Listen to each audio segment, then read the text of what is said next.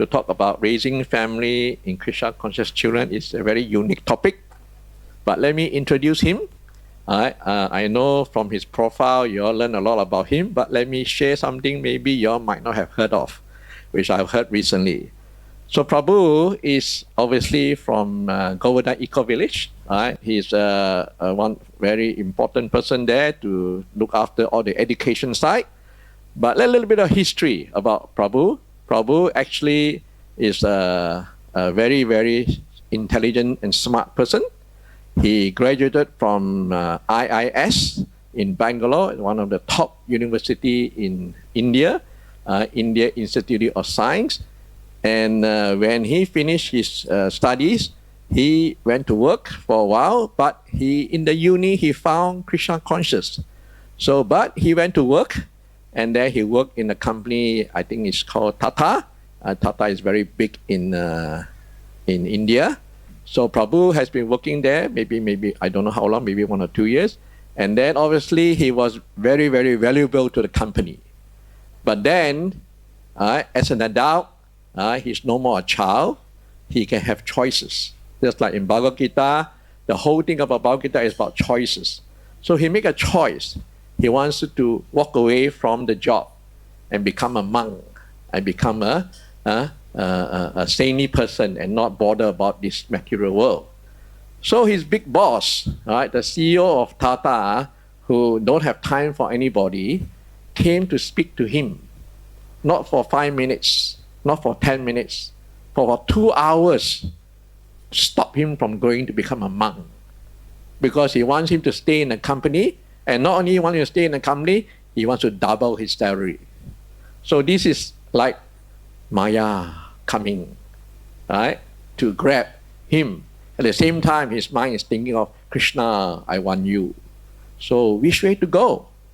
So today's topic about raising your children in Krishna conscious. Isn't it we face the dilemma, right? Should we allow our children to go further in Krishna conscious, or should we let them move out and work as high as possible in their job? Which is the choice? Which is one you're going to choose? So Prabhu chose to not go to work in Tata. He became a monk, and then he now travel around the world, right? He's now even more valuable, right, to his family. The family might think, as a father, if I'm a father, my son come to me and say, I have my company double my salary, my boss come and talk to me. Obviously, as a normal material person, you ask, hey, go and work. Why you want to become a monk? Be later. So he didn't. But now, the value to the parents is much more higher. He might get some temporary reward of good salary for this lifetime. But the family and himself get unlimited wealth because he now is Krishna conscious. Family also part of it. So very fortunate. So this is what Prabhu's life is. He came now, only such a young boy, young man, right? If he's my son, I'll be very, very happy. I have a son here, so I hope he can be like this one day. So Prabhu is now traveling all over the world, right? He came to Australia, New Zealand, Australia, and then next going to US, and then UK. Very lucky he left China for me. Thank you. So we welcome him. Let's give him a big round of applause, right, to come and share with us on the role of how to bring up your children in Krishna conscious. Thank you very much. Hare Krishna. Om Namo Bhagavate Vasudevaya.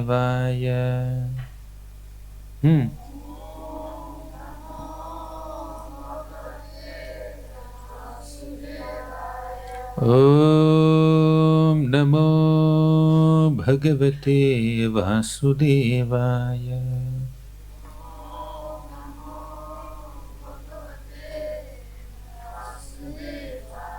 Om Namo Bhagavate Vasudevaya.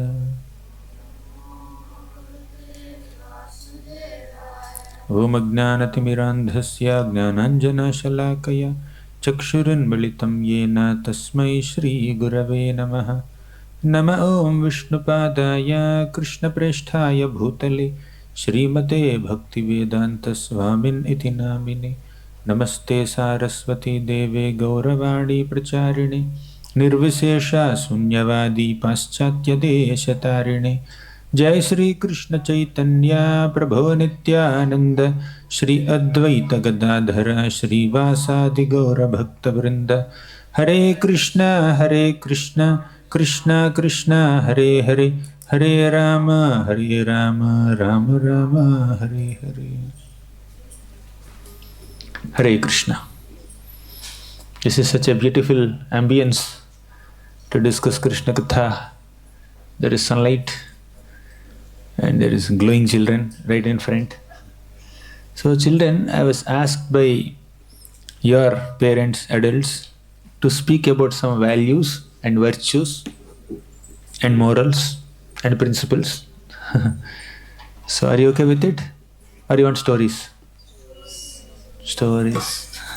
Stories with morals. Is it fine? Let's say, so that we can satisfy our parents also. Let's begin with the story. Then moral stories later. One day, when Krishna was very small, maybe as small as this little girl. How old are you? What's your age? 3 years old. One day, when Krishna is hardly 3 years old, he was feeling very sad. He's not very happy, not smiling, not excited as usual. He wanted attention from mother, Yashoda. Yashoda Mata is doing her household work. She is busy with something. Then little Krishna went and started pulling her. So she had this veil on her head like this. Krishna had pulling it down. Then again, she had that braid, right? He started unbraiding it. Naughty Krishna. She understood that my child needs some attention now. But she's busy. There were some other elderly gopis who were just doing something nearby. Then Krishna told, Mother Yashoda indicated to them, looks like Krishna needs something. You can see what he wants. Then all these gopis, motherly gopis, they immediately ran towards Krishna and picked up Krishna in their laps and asked him, Krishna, what do you want? Sometimes mothers don't give their children to anyone else, right? Have you noticed that? But other people are very eager to play with the kids. Have you noticed that also? But when mother gives license, okay, you can play with my child, then they become happy. That's how the gopis are. All these gopis came to Krishna and said, Krishna, what do you want? Why are you so sad? You are not so happy and excited like every day. You want something? Then Krishna said, yes, I want clarified butter. Do you know what is clarified butter? Anyone ever had clarified butter? No. Do you know what it means? Even the gopis didn't know. So the gopis asked Krishna, Krishna, what do you mean by clarified butter? Please tell me. What exactly do you mean by clarified butter? We know clarified, what is that? Clarified? I'm sorry, not clarified. Condensed. He said condensed butter. Then the gopis said, we don't know what is condensed butter. We know butter. We know what is condensation. We know condensed milk. What is condensed milk? Rabdi. Right? But we don't know what is condensed butter. Then Krishna said, I know what is condensed butter. I want that. Yes, what is that? Please explain. Then Krishna showed the sky. In the sky there is big moon. That was Purnami day. Krishna thought that it is condensed butter and he said, I want that condensed butter. The gopi said, hey, it's not condensed butter. You are mistaken, Krishna. How can that be condensed butter? Then Krishna said, what is that then? Then the gopi said, it is Rajahamsa, a regal swan, flying in the lake of the sky. Then Krishna said, I want Rajahamsa. He forgot condensed butter. As soon as he came to know that round object in the sky, now there is flight going there. As soon as that round object he heard that round object in the sky is regal swan. Then Krishna said, I want that Rajahamsa only. The gopi said, why do you want Rajahamsa? Rajahamsa will not stay with you. It will fly away. Right? It's not permanent. Then the gopi said, Krishna said, whatever it may be, I want that Rajahamsa. Then some other gopis came to Krishna and said, Krishna, these gopis are speaking lie. It's not Rajahamsa. Then Krishna asked, what is that then? Then they said, it is Chandra, the moon. Then Krishna said, I want Chandra. I want the moon. Whatever name you may use to call that, I want that, basically. Then the gopi said, no, we cannot give you the moon. It's not possible. Krishna started crying. He's not very happy with their answer. Then the whole case came to Mother Yashoda. Mother Yashoda said, Krishna, what do you want? Krishna said, I want Chandra, the moon. Yashoda Mother said, it is not Chandra, it is condensed butter. Then Krishna said, that's what I told these gopis.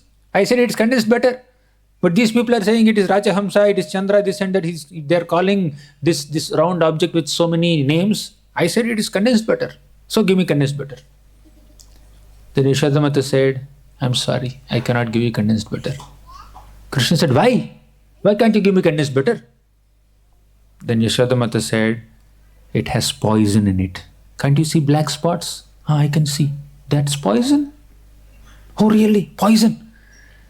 Then Krishna said, what is poison? He's so small that he doesn't know what is poison. A 3-year-old girl. Do you know what is poison? Do you know what do you mean by poison?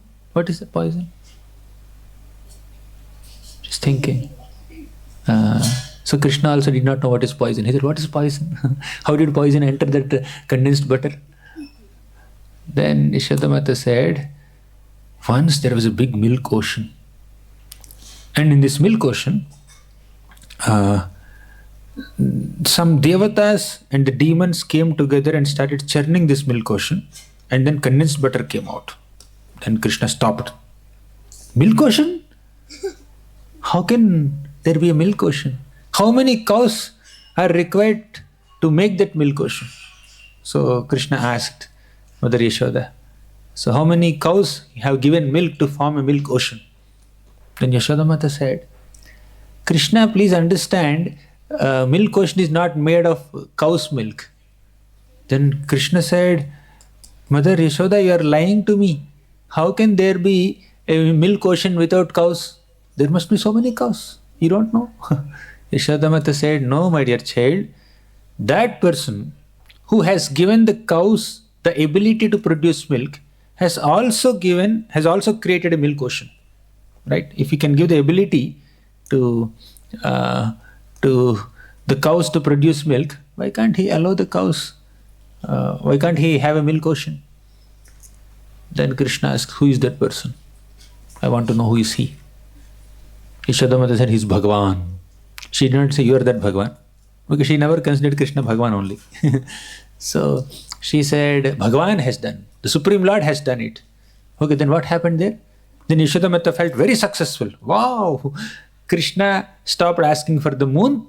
His attention got diverted towards the milk ocean. So whenever some small children ask some questions, tricky questions, so what will the parents do? They will not answer the question, they will divert the topic. Right? When the child is crying for something, then crying for some toy, then immediately the parents will show something. The child's attention will go there and then he will forget what he has asked for before. Right? Have you noticed that before? Your parents have done it with you sometimes. So Krishna's attention got diverted. Then comes very important point. Yashoda Mata started narrating the story. The devatas and the demons came together and they started churning the milk ocean. And from the churning, first halahal, poison came out. Then Krishna said, poison came out?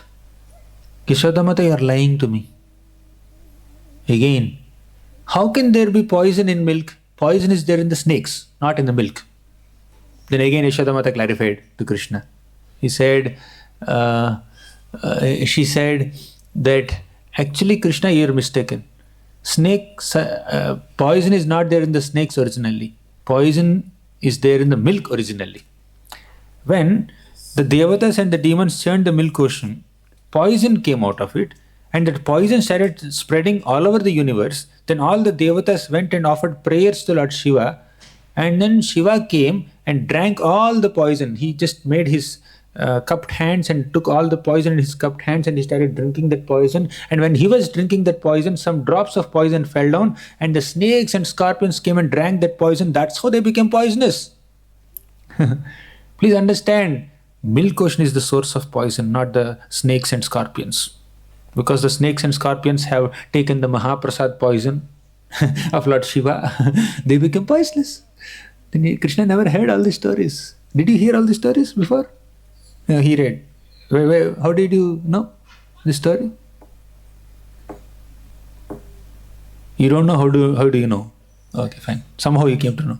Maybe in past life somebody must have told you. Yes?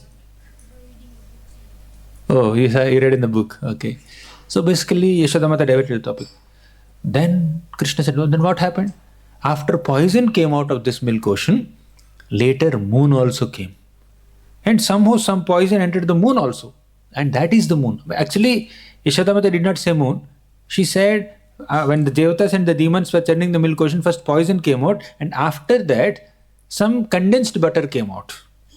Right? And somehow this poison also entered this condensed butter. And that's what you see there. She showed the moon. Basically, what she said is correct, but she just called moon the condensed butter. Then Krishna said, oh, really, it's poisonous? Then I think I should not have it. Yeah. Yashodamata said, yes, that's what I'm telling. You should not have condensed butter with poison in it. I'll give you proper butter. Take this butter. Meanwhile, Krishna dozed off. Night time, right? He slept slowly. Next day morning, Krishna got up and said, Yashodamata. And then Yashodamata just bathed Krishna, washed Krishna's mouth with some scented water, and then gave him some butter. Then Krishna remembered the previous night. I asked you for condensed butter yesterday. You said it has some poison, this and that, and diverted my topic, and you made me sleep. And now that condensed butter is gone. In the sky there is no moon. In the morning, the condensed butter is gone now. I lost it. You are cheating me, my dear mother. So Krishna started crying. Then Yashodamata started recounting Krishna's mischief. Who stole butter yesterday? Then Krishna understood. I must divert the topic now. Right? Otherwise she will chastise me now. So this is how Krishna happily plays with Mother Yashoda or any other gopi in Vrindavan. So what's the moral of the story? You wanted story, I spoke the story, but your parents wanted morals and values and virtues. I don't know how much are you ready for it. So I spoke the story. Tell me, what's the moral of the story? You tell me the moral. I'll tell the story and you tell the moral. Whoever says the moral will get this beautiful garland made by, you made it? Yesterday you made it. What's your name? Arjun. Okay, Arjun has made a very beautiful garland, colorful garland with pink and yellow and red and orange and white and purple colors. With some nice beads also. Yes, what's the moral of the story? If you raise your hand, you can get the mic because we are recording. So you speak in the mic. Yes, tell me, children. Arjun, you can say. Say it. You'll get your garland back. Yesterday you got, na? Moral. Say some moral. Something that you have learned. There's nothing like right or wrong here. You can say anything. Yes, Prabhu. What's your name? Vedic. You should not think that your parents are cheating or lying to you. They're always saying the truth. They're always saying the truth. Yashodama said it's condensed butter. Actually, it's moon. They can sometimes lie also, by the way, for your information. Yes, Sudama, Prabhu. They can get around everything. They can do anything, parents. Any realizations? Yes, Prabhu. Whatever goes around comes around. So,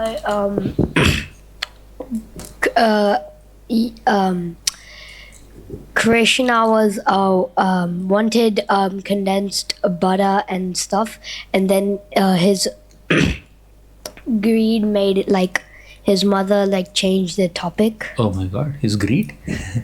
Okay, any other? Yes, you have any moral? Anyone else? The older senior kids, yes, Prabhu. you shouldn't make things up because you don't know if they even exist. Like Krishna just made condensed butter up, but like butter's already there, so just ask for something that you know exists. Okay. Any other morals from this side? Only this half is speaking, that half. Yes, Navakishori, and I don't know other names. I know only 2-3 kids' names. Anyone? Okay, I will tell the moral. I will only have the garland for me. All the morals you said are nice. Basically, there is no moral for this story. You can just relish the story. Every story need not have a moral, by the way. The main moral of the story is Krishna Katha is very sweet. Krishna's pastimes are very enchanting. Whatever Krishna does is very sweet, right? Even if he speaks lies, even if he acts as an innocent boy or a grown-up man, whatever Krishna does is very sweet. So we can just happily relish Krishna Katha. Okay? Thank you very much. Now we'll have some moral stories, real moral stories. Okay? Because he spoke the moral first, I'm giving him the garland. And he's very close to me also. Okay, now, children, do you know how Vaikuntha looks like and how Goloka looks like? Have you ever gone to Vaikuntha? Never? Are you sure? You went to India? Okay. You went to America? Some of you yes, some of you no. You did not go to Vaikuntha anytime? Are you sure? Your parents must have taken you. Goloka? Goloka also you didn't go? Or do you know at least how they look like?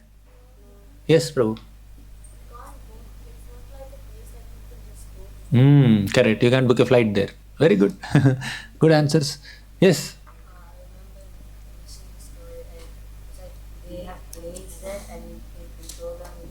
Very good, very good. Yes, Prabhu. It's not a destination, it's like your conscious it's like level, like a perfectly like right here we are right now. Yes. Consciousness is so past here. That's an amazing answer. I think you deserve a garland. Maybe you can exchange garlands like this. Garland can go around. So basically, yeah, we will discuss some characteristics of Vaikuntha, and while discussing so, we learn some, right? So we need some story also. Only morals. Do this, do that. It becomes little heavy for you. I understand that. I have dealt with some kids.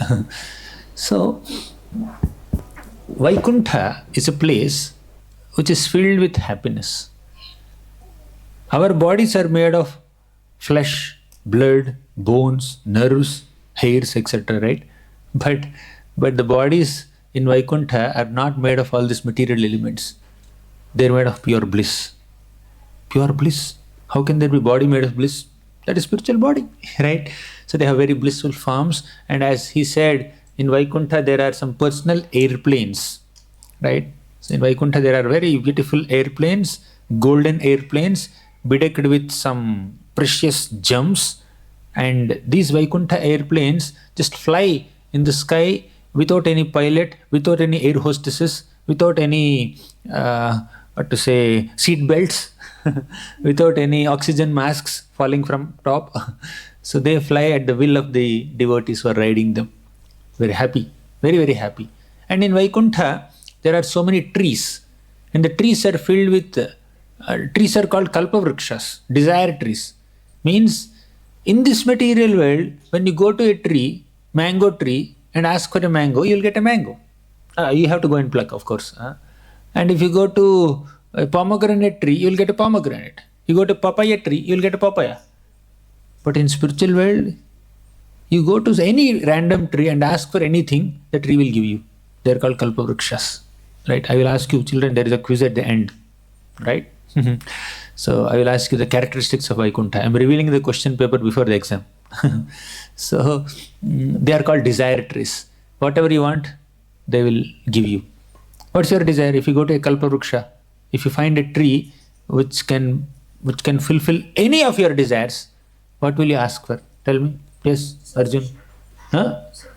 To serve Krishna. He has a pure spiritual desire. Anyone else? What will you ask for? To be with him. To be with him. Oh, wonderful. Give us bhakti. My God, all of you are so Krishna conscious. You have no material desires. This is the perfection of life. Yes, Prabhu. You want books? Spiritual books. Arjun, Sudama. Take Maya away from us. Maya is bothering you. Huh? How is she bothering you? Tell me. How is Maya troubling you? Okay, he'll figure it out. What's her name? Huh? Narayani, yes, tell me.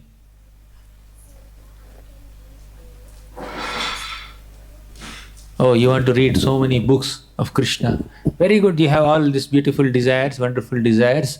Excellent. Whatever desire you may have, desiratory will fulfill. So, Vaikuntha is filled with all these desiratories. But Vaikuntha also is filled with so many beautiful birds. They have colorful feathers. They have sweet singing voices. I don't know whether you'll be able to recite a shloka if I say, but try. Paravatanya bhrtasarasa chakravaka. Okay, fine. I'll only recite. Smaller shlokas I'll ask you. Paravatanya bhrtasarasa chakravaka datyuha hamsa shukatitiribarhinamyaha kolahalo viramate chiramatra muchair bhrangadhipe harikatham ivagayamane. The meaning of this shloka is that in Vaikuntha there are so many colorful birds, sweet singing birds. They look so elegant. Some birds are very small, some are very big, some have sweet singing voices. Can you sing like a cuckoo bird? Yes, tell me. Can you make some sound like a cuckoo bird? Say that. Huh? Make some sound. Yes, I'm hearing some faint voice. No problem. Even if you are not right, it's okay. We should hear some sound. Oh, like that, eh? Others? Coo, coo, coo. My God. Can you make sounds like a peacock? Not like a cat, peacock. Okay, can you make sounds like a parrot? Parrot sounds? It copies everybody. There is no standard voice only. Oh. Hello. Hare Krishna. Okay. So all these beautiful birds have sweet singing voices, but when a bumblebee comes there, all of them maintain a low profile. They will not speak up. They will stop their singing and they will allow the bee to sing. Do you know how to make sound like a bee? This is easy. Now I get so many voices. Okay, this is very easy. So which voice is better? Which sound is better? The bee's voice or a cuckoo bird's voice? Bee's voice or a peacock's sound? Oh, bee or parrot? Bee or swan? Nobody is voting for a bee. What does it mean? Bee is not a great singer, isn't it? Other birds are very nice singers, but bee is not a great singer. Generally, when the bee comes, you get irritated also. You get scared also. You will run away. But when a parrot is making sound or a peacock is making sound, you want to go and take a selfie with them, right? But bee, you want to chase it away. Hey, go away, right? But in Vaikuntha, it's not like that. All the Vaikuntha birds are so friendly with each other. They are so united with each other. They only encourage each other. Whenever the bee comes there and tries to sing the glories of Lord Hari, then all the other birds, they maintain a low profile, they stop their singing and they encourage the bee to go and sing. You know this, children? So what's the moral of the story here? The moral is, the Vaikuntha... you speak, I will not speak. Oh, take the mic, please.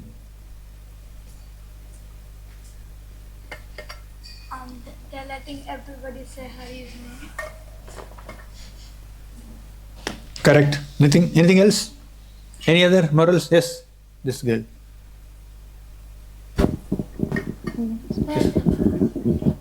Teamwork is the key. Teamwork is the key. Teamwork is the key. Teamwork is the key. Okay, fine. Yes, last. Not the birds aren't thinking that they're the best and they're letting other bees and everyone else have a chance to sing Hari's names. Correct. Basically, all these birds are not proud. So in terms of physical looks, the birds are very colorful. Some are green birds, some are blue birds, some are red birds, some are pink birds, some are pure white birds, some are blackish, some are brownish. But the bee doesn't look very attractive compared to a peacock, isn't it? Similarly, the voice of the bee is also not very captivating like other birds. Although physically and even from the voice perspective, the bee is not so beautiful, is not a great singer, still the bee gets encouragement. Other birds are not proud of their sweet singing voices, they are not dominating. So the main lesson here is when you happen to have more talents, you should not dominate others. You may be very talented, you may be very powerful, you may be a great singer or a dancer. Any singers here? Any good singers? You are a good singer? You are a singer? You are a good singer, very good. Any Mridanga players here? Mridanga players? Oh, he. What do you play? You are pointing out like this. Huh? You play. He plays. What is that? There's. You said something. Huh? Cello. He plays cello. Some play harmonium. Some play flute. He plays cello also. So you may be very talented compared to other children, but you should never dominate them. You should never become proud of your talents. Just like all the Vaikuntha birds, although they are very talented, although they are very beautiful, although they have sweet singing voices, none of them have any inclination to dominate the bee or discourage the bee or become proud and say, bee, you don't know how to sing, get lost from here. We will sing. You don't know how to sing? The glories of Lord are here just making such an irritating sound like this. Get away from here. They don't say like that. So different devotees have different talents, different skills given by Krishna to be able to serve Krishna nicely. So we should encourage all the devotees. You should never become proud. You understand? What is the moral of the story? None of the Vaikuntha birds are proud. Whenever you see someone who is less talented than you, what are you supposed to do, children? Encourage them. And what not to do with them? Don't dominate. Don't suppress. Don't oppress. Don't disgrace. Don't disappoint them. Don't look down upon them. Right? But encourage them. Show compassion on them. And be kind to them. And try to teach them. So this is what we need to learn from Vaikuntha birds. So one more lesson. In Vaikuntha, there are very beautiful flowers also. So many plants also. I'll recite another shloka. Vaikuntha plants. Mandara kunda kurabotpala champakarna punnaganaga bakula ambuja parijata gandherchite tulasika bharanena tasya yasmim stapaha subanaso bahumanayanti. The meaning of this is there are so many sweet smelling flowers in Vaikuntha. Mandara, Kunda, Kuraba, Utpala, Champaka, Arana, Punnaga, Naga, Bakula. These are names of birds, names of flowers. I don't know the English names. I only know the Sanskrit names. So, for example, let's have some English names. Which is more attractive visually speaking, a lotus flower or a tulsi leaf? Okay, tulsi leaf is more attractive. Very good, you are a devotee. And which is more attractive or sweet smelling, a beautiful rose, fragrant rose, or tulsi manjari? Wow, we are devotees. So when you show this beautiful lotus and a small tulsi leaf to someone who doesn't know anything about Krishna consciousness, someone who is not a devotee, they will automatically say, this lotus is more beautiful than this little tulsi. Right? They say like that. In the spiritual world, there are devotees like you. Therefore, all these sweet smelling flowers and the plants, although they have so many beautiful petals, some are like 4-petal flowers, some are 5-petal flowers, some are 10-petal flowers, some are 1,000-petal flowers, Sahasradala Padma, 1,000-petal lotus, have you ever seen? In the spiritual world, they are there. Such flowers are there. So all these flowers are very colorful. Some are white, some are pink, some are blue, some are yellow. So they are so bright and colorful and beautiful. And in comparison to them, tulsi leaf is like very small leaf, right? Tulsi flower, tulsi manjari is also like a little thing coming out. Otherwise, physically speaking, they are not very attractive. But whenever Tulsi Devi comes to serve Lord Krishna, serve Lord Narayana in Vaikuntha, all the beautiful, sweet-smelling flowers take a low profile and encourage Tulsi Maharani. Please go and serve. Why? Yasmim stapaha sumanaso bahumanayanti. Means these beautiful flowers are very respectful. They are not envious. So although our tulsi leaf is considered greater than all these flowers, tulsi plant is getting more respect compared to all these flowers and all these compared to all these flowers and plants. Still, they were not envious of them.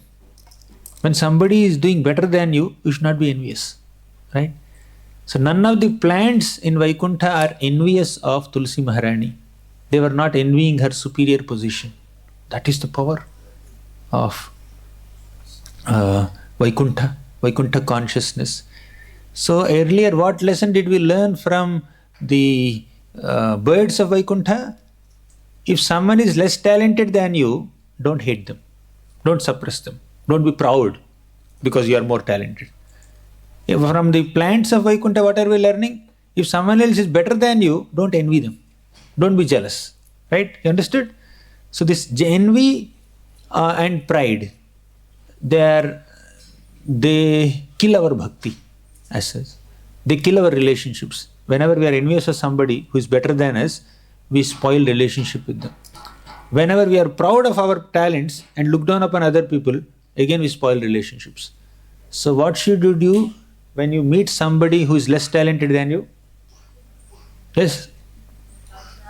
Encourage them. What should you do when you meet someone who is more talented than you? Learn from them. What you should not do when you see someone who is more talented than you? Please take the mic. What's your name? Maitri. Okay. I don't say like, hey, you're better than me. You're like, then you don't be rude to them. Don't be rude. Yeah. Don't be envious. Don't be jealous. Right? Don't feel a sense of inferiority complex.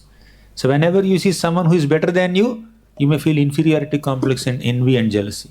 Whenever you see someone inferior to you, not as talented as you, you may become proud, puffed up, overconfident, look down upon them. So we should never become victims of such bad qualities. Right? These are the morals. Tell me, what all can we learn from Vaikuntha ambience? In Vaikuntha, what is there? Tell me. Desire trees. Next.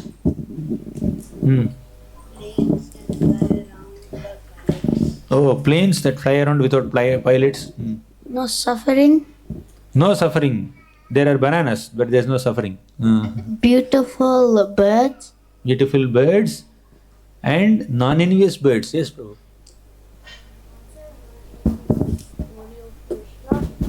I would like to see. So can I? Full story. Okay. Narrate. Storytelling session now. So once. But anything about Vaikuntha? Let's complete this topic before we go into the next topic. What else can we learn from Vaikuntha consciousness? Yes, Prabhu. Their bodies are made out of bliss. You are hearing very attentively. Yes, lessons. You get to stay with Krishna. Everyone looks like the form for Vishnu. Correct. Everybody has a form which is similar to Lord Vishnu. Very good. Yes, Prabhu. Everybody is a devotee of Lord Vishnu. Everybody is a devotee. Arjun. You will never be bored and you will always serve Krishna or Krishna's belongings such as cows in some way or the other. Correct. So Vaikuntha is characterized by non-enviousness. Apart from all the services and beautiful forms and beautiful ambience and airplanes, etc., the main feature of Vaikuntha is, in Vaikuntha there is no envy. In Vaikuntha there is no pride. If you want to go to Vaikuntha, you should give up your envy, you should give up your pride. Whenever you see someone better than you, don't be envious. Whenever you find yourself better than others, don't be proud. Then you can go to Vaikuntha. Or you can, if you have these beautiful qualities, wherever you are, you can create Vaikuntha. Right? It's like as good as Vaikuntha. Shall we go to Goloka for a minute? Goloka Vrindavan. In Goloka Vrindavan, Srimati Radharani renders service to Krishna. And millions and billions of gopis assist her in her service to Krishna. Srimati Radharani is like a beautiful creeper of devotion, bhakti, lata, creeper of devotion. And all the other gopis are like leaves and flowers and fruits and twigs of that creeper. For the creeper to grow, you need to supply water, isn't it? So, you need to understand that Krishna's pastimes are like that water. So, when the water is sprinkled on the creeper will be very nourished. Similarly, when Srimati Radharani performs pastimes with Krishna, then all the gopis feel very happy. So, when you put water on the creeper, automatically the leaves and flowers and twigs are nourished, right? Similarly, whenever Radharani renders service to Krishna, all the gopis of Vrindavan are also very nourished and they are very happy. They become excited. They always wanted to assist Srimati Radharani. And what is the happiness of Radharani? Radharani wants to bring all the gopis close to Krishna. Radharani wants to create opportunities for other gopis to serve Krishna. So that is how in Vrindavan there is only unity. They are completely united with each other. The gopis are not envious of Radharani. Radharani is not proud compared to the comparing herself with the gopis. So there is only cooperation and there is teamwork, as someone said, right? So this is the nature of Goloka. If you want to go to Goloka, give up your envy. Have some cooperative spirit. Clear? You want one more story? Yes, Prabhu. You have a question? If you have to not be envious and not be proud to go to either Goloka or Vaikuntha, then what's the difference between them? What's the difference between? Both the... Yeah. Oh, the difference is, the similarities are, there is no envy, there is no pride. But the differences are, in Vaikuntha, the Lord is in a four-handed form, Vishnu. But in Goloka, the Lord is in a two-handed form, as Krishna. In Vaikuntha, the Lord is worshipped in a very opulent way like a king. But in Goloka, Krishna is like a simple cowhead boy. Goloka Vrindavan is characterized by simplicity, innocence. But Vaikuntha is characterized by opulence, majesty, grandeur, right? So this is a grand place and this is a very simple place. It's like a village ambience, this is a city ambience. That's all. But both are spiritual, like Dwarka. Yes, Prabhu. If you do go back to Godhead, do you get to like choose if you go to Vaikuntha or Goloka? Depending on your desire. Oh. If you love Vishnu so much, you'll end up in Vaikuntha. If you love Krishna so much, you'll end up in Goloka. By the end of there's no end to bhakti basically.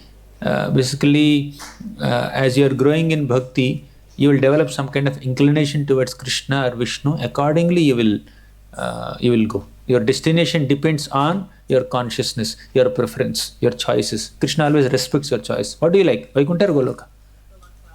What do you like, Krishna's two-handed form or Vishnu's four-handed form? Krishna's two-handed form. Yes, you're on the way to Goloka. Provided you chant Hare Krishna and follow all the principles of bhakti. How many rounds you chant? Maybe like 2. Maybe like 2. Tell me some standard answer. Okay. I got it. He's chanting from today 2 rounds, right? You finish your rounds? Very good. On this auspicious occasion of Nirjala Ekadashi, our Vraja Sudama Prabhu took a vow to chant 2 rounds every day. Thank you. Hare Krishna. So one more story. One day, shall I go to the next story? Yes. We still have some 15 minutes. He wanted a story. Yeah, please. Yes, Prabhu.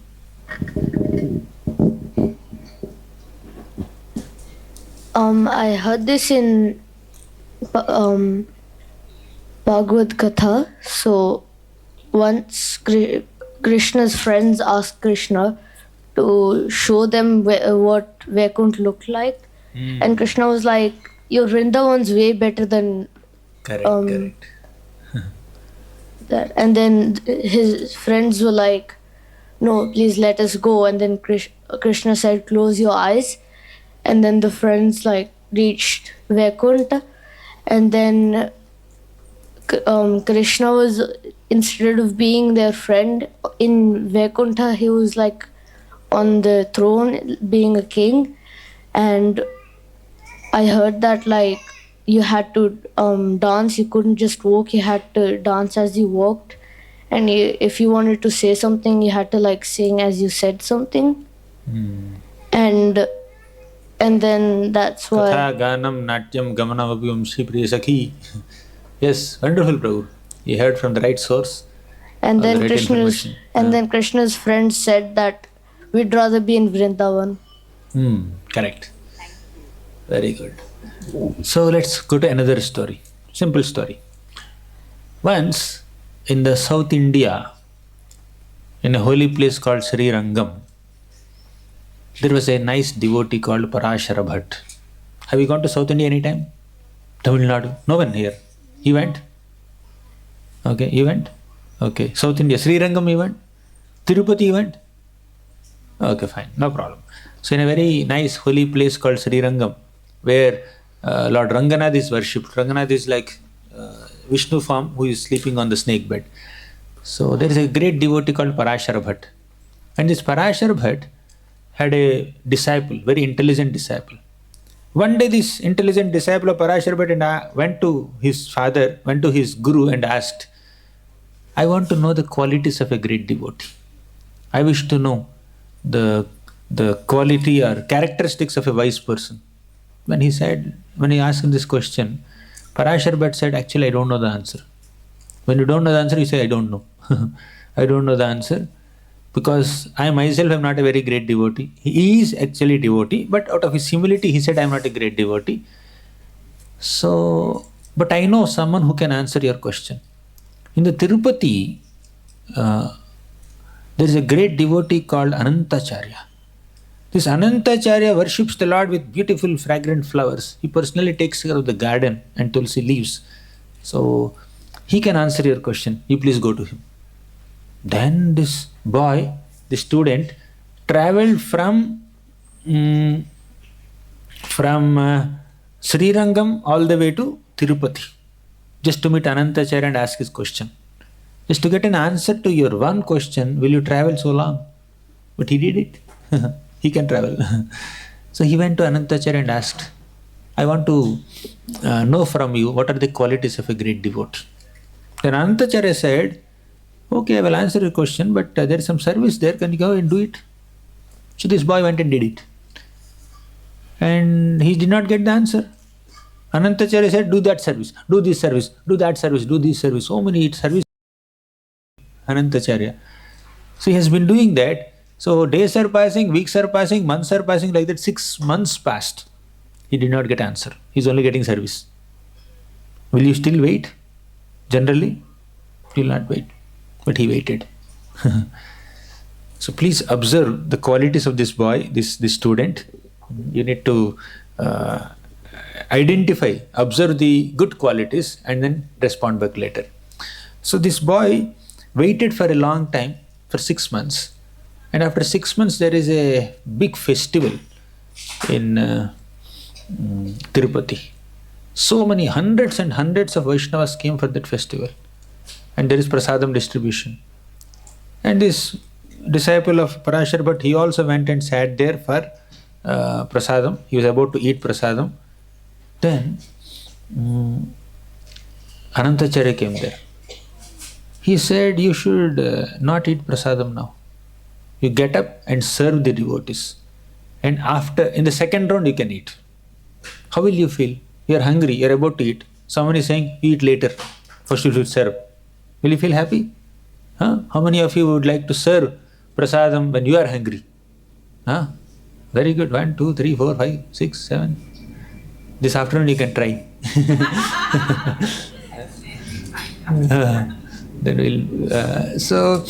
This boy just got up and served prasadam and he sat in the second round. Again Anantacharya came. So many other guests are coming. You should serve. Better you take prasadam in the third round. He served again in the second round. He sat for the prasadam in the third round. Again Anantacharya came. You better eat in the fourth round. There are many more devotees coming. Don't eat now. So he's waiting and waiting. One round means like easily 15-20 minutes will go away. So 1 hour already he waited.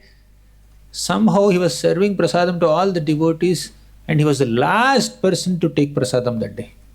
Thank God some prasadam was left. Sometimes when you are serving prasadam, you feel, "Arey, it's getting exhausted. My favorite item is getting exhausted. Will I get something or not?" So you'll have that insecurity. But he's just serving selflessly, and then he had prasadam at the last that day. Then Anantacharya called him. "Oh, 6 months back when you came here, you had a question. What was that question? Tell me, what's the question?"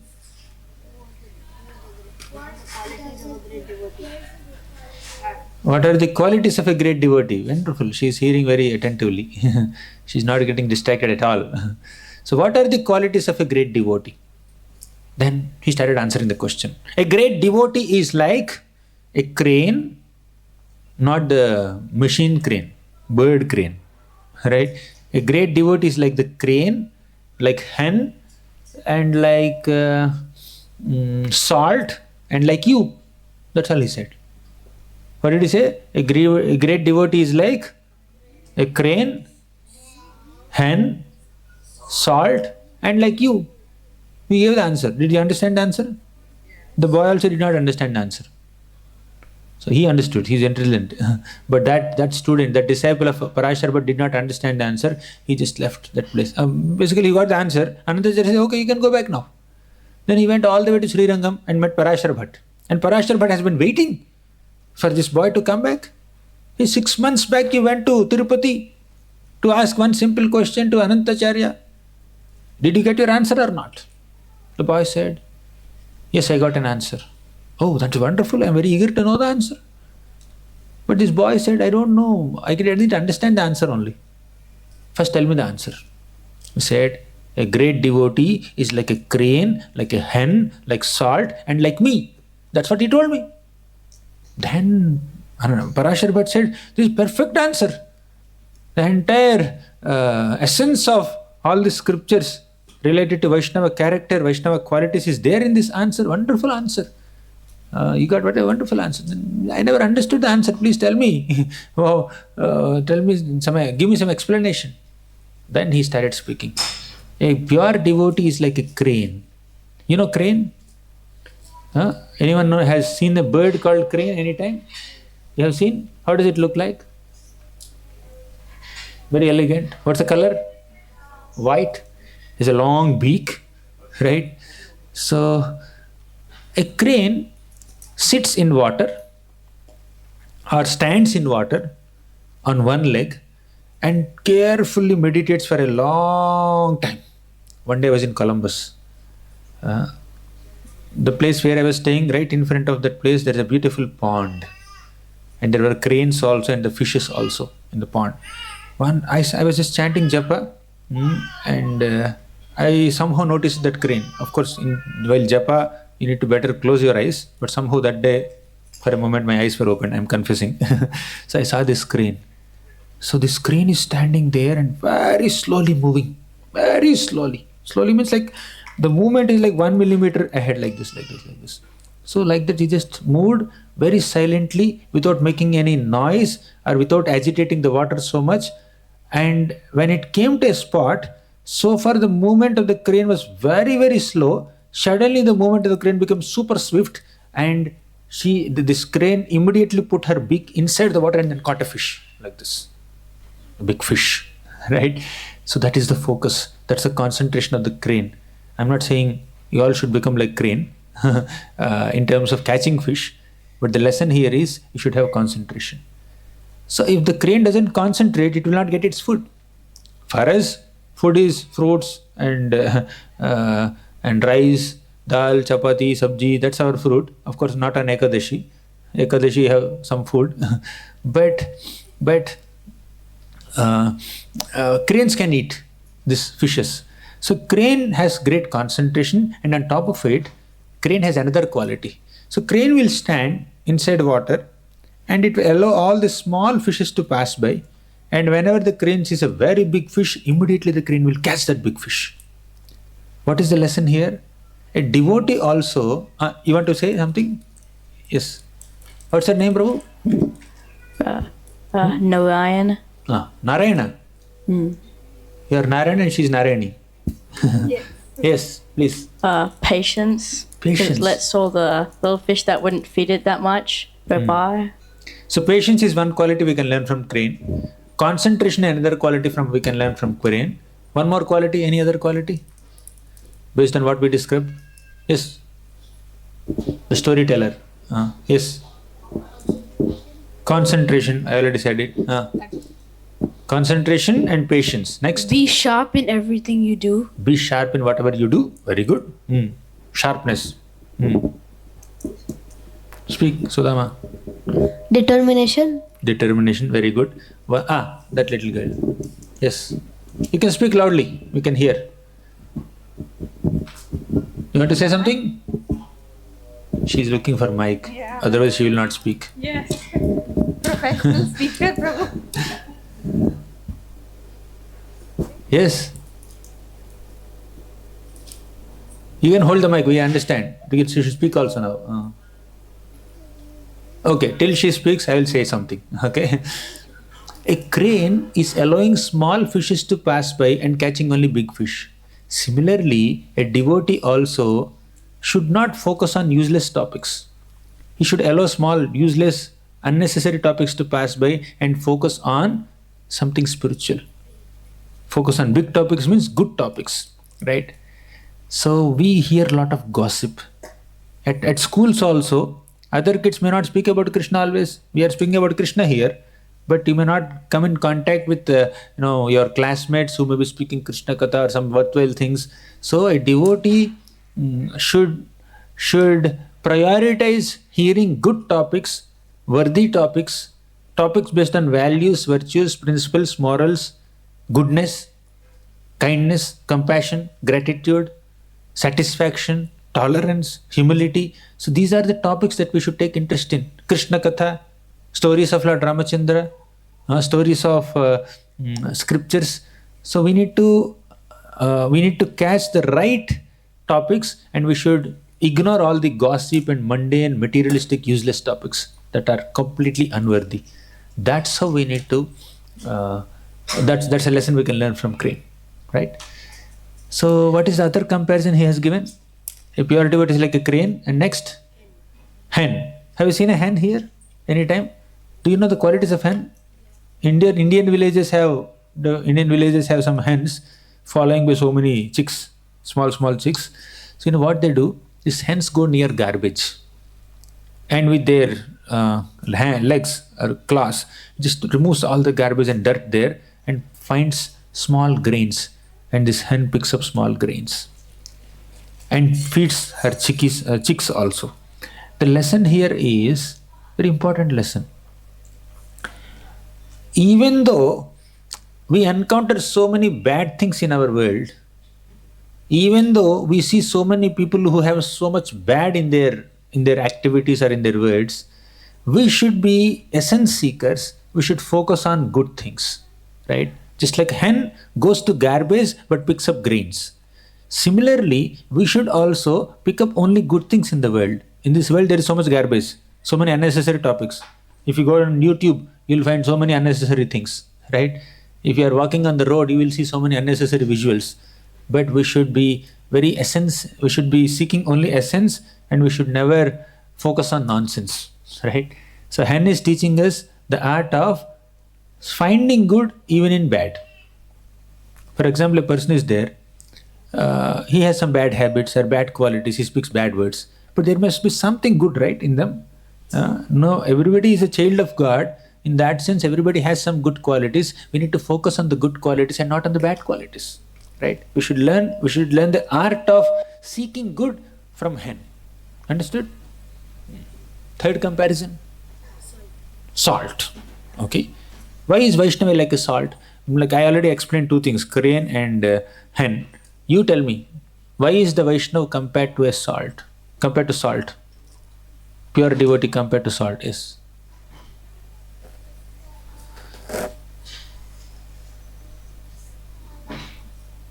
Huh? A devotee is like salty. Huh? Beach is kind of salty and it's nature. Say again. Huh? The beach is kind of salty. Beach is salty. We're talking about. I am asking how a devotee is compared to salt. I don't know. You don't know? Very good. Who knows? Yes. Cows love salt. Devotees like cow. Okay, very good. Yes. Even though the path of trying to find Krishna might be really hard, but they still don't give up and still look forward to Krishna. And I also have one for the hen. So the hen doesn't be selfish and just care about itself. It cares about other people, like its babies. It's not That's fine. selfish. Salt. Tell me something about salt. Yeah, for salt, even though the path may be very difficult, but you should still like find a way to somehow overcome That's it. crane. What lesson can we learn from salt? Yes, Arjun. One should be very humble and very small. Salt is humble. How? We agree, but I want an explanation. Yes, let this boy speak. So salt by itself is not very nice, but when it gets tested with food and rice and everything, then the salt becomes tastier. Actually, salt gives taste to all the other food items. Right? So without salt, can you take some paneer sabji? You like paneer sabji? Which sabji? Yes.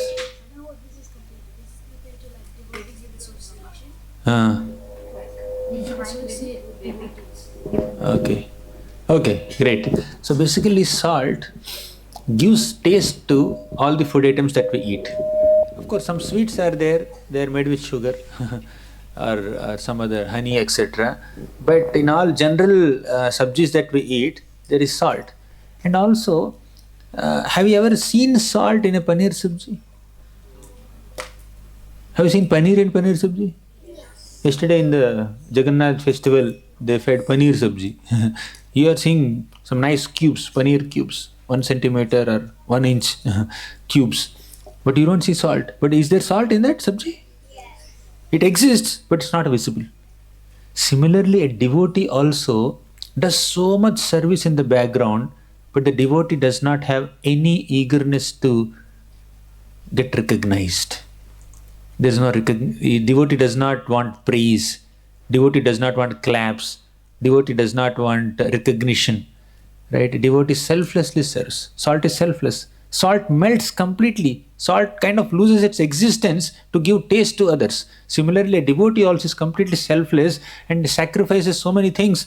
One's own personal time and energy, he sacrifices just for the service of others. That's how we need to learn. Now you see some of you, your parents are also like salt in one sense. In the sense that they are putting so much of emotion and energy and time and investing in you, although you may not be doing so much service. Right? You're doing some service? You do little service. Who is doing more service? You or your parents? And parents are serving you also, right? Right? Do they expect any praise? Do you praise them? Mother, you take care of me so nicely. Father, you take care of me so nicely. Thank you for it. You may say once in a while, but how much are we conscious of their sacrifice and their contributions to our lives? So, but they never expect any thanks from you.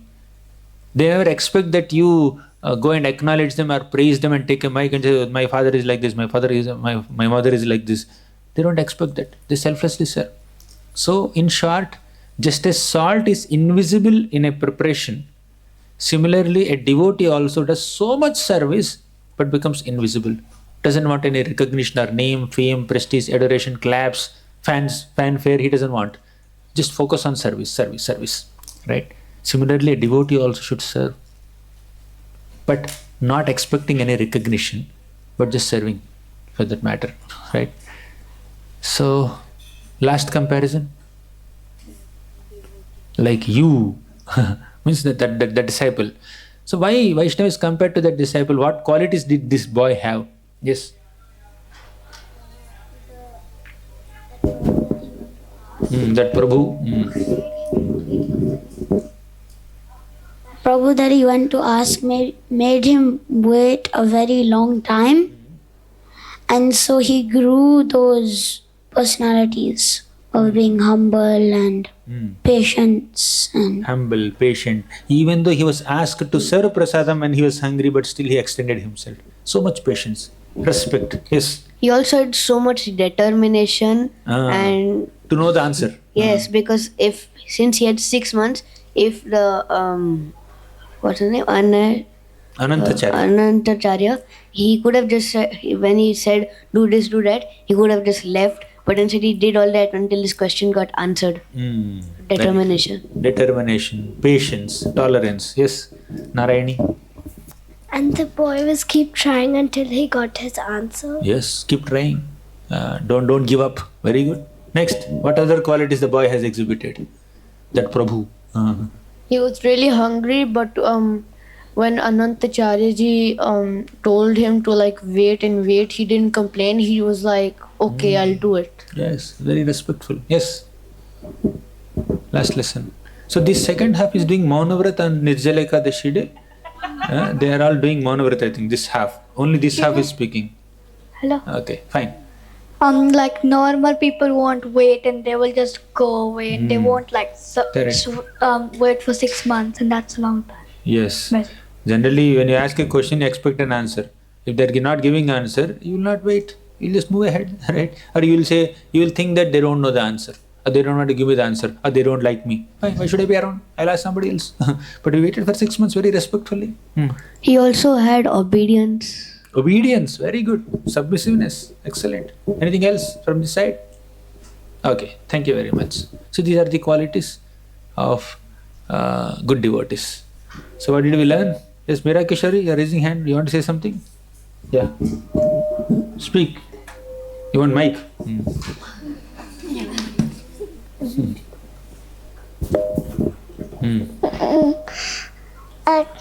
Krishna loved to eat something. Krishna loves to eat something. What is that something? Laddu. Laddu. Oh, very good. You are Laddu Gopal fan. Okay. Thank you very much. Any questions or comments, children? You are such a sober crowd. Very calm devotees. Generally, kids class now have to shout a lot because they keep raising hand. They speak more. But I have to prompt them to speak now. This crowd is little different. Any questions or comments? Reflections? What's your favorite takeaway in today's class? Yes. 1 hour we spent almost. So what's your favorite takeaway? What things make Krishna unhappy? When we don't have these good qualities that we discussed today, that will make Krishna unhappy. If you are not wealthy, Krishna is okay, no problem. If you are not beautiful, Krishna doesn't care. If you are not educated also, Krishna doesn't care. But if you don't have humility, he'll be unhappy. If you don't have gratitude, he'll be unhappy. We should be grateful to everyone. So who are some people whom we need to be grateful to? Yes. You are grateful to whom? Yes. You are representing the second half. My parents. Your parents. Anyone else? You are grateful to whom? We are grateful to you for giving your lectures. Okay, thank you very much. Next. Sudama, you are grateful to whom? To all the people who are trying to spread the holy name of Krishna. Oh, wow. Amazing. Tava kathamritam tapta jivanam. To all the devotees who are around associating with me. Excellent. Anything else? Srila Prabhupada. Srila Prabhupada? Yes, you are grateful to whom? Gurus. To your gurus. Okay. Next. Tell me. Others. You are grateful to whom? You are grateful to somebody or not? I'm grateful for you to giving such a wonderful class. Thank you. We influenced you, it seems. This, Narayani. I'm grateful to Krishna Grateful to Krishna. For what? What's the reason for your gratitude? for giving a great family. Great family. Amazing. So basically you need to cultivate gratitude. Mother Earth can tolerate the burden of anyone, anything. Big mountains and rivers and oceans are there, elephants are there. Mother Earth can tolerate the burden of all those things. But Mother Earth cannot tolerate the burden of an ungrateful person. Right? You should always be grateful to everyone. Whoever contributes to our lives in whatever way, we should be grateful. Okay? Thank you very much. Question? Yeah, ask. What happens when Mother Earth becomes ungrateful to you? Mother? When Mother Earth can't resist your burden. Oh, when Mother Earth cannot resist the burden of an ungrateful person, what happens? She will go to Brahma and says, I can't handle this wicked people. Then Brahma takes her to Lord Vishnu. Then the Lord comes in the form of some incarnation, Rama or Krishna, and they will kill or destroy all these ungrateful people, demoniac people. Okay, children, shall we conclude? Yes. Shri Radhana Swami Maharaj. Next. Yes. Yes. Here you, Mike. When are we going to have our quiz? That quiz is going on now only. You are already participating in the quiz. What's your favorite takeaway? In today's discussion, what's your favorite takeaway? Lesson. Like when we were telling the stories, like when you were telling Stories you like. Okay. Condensed better. So we'll conclude now. Thank you very much. Kirthraj Srimad Bhagavatam ki jai, Srila Prabhupada ki jai. Thank you so much, Prabhu, for such an interesting and engaging class. There was so many lessons that we all have learned. It's definitely not just the kids. We adults also need to learn a lot from all these qualities of the devotees.